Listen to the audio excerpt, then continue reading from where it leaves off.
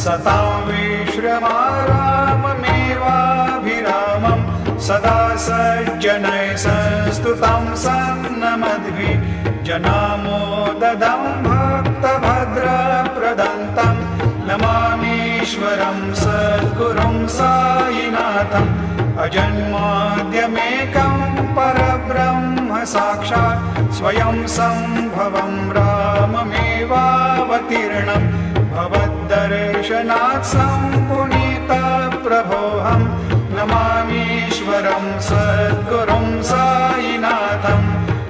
श्री साईश कृपानिधेऽखिलनृणां सर्वार्थसिद्धिप्रद युष्मत्पादरजप्रभावमतुलं धातापि वक्ता क्षमः सद्भक्त्या शरणं कृताञ्जलिपुट सम्प्रापितोऽस्मि प्रभो श्रीमत्साई परेश।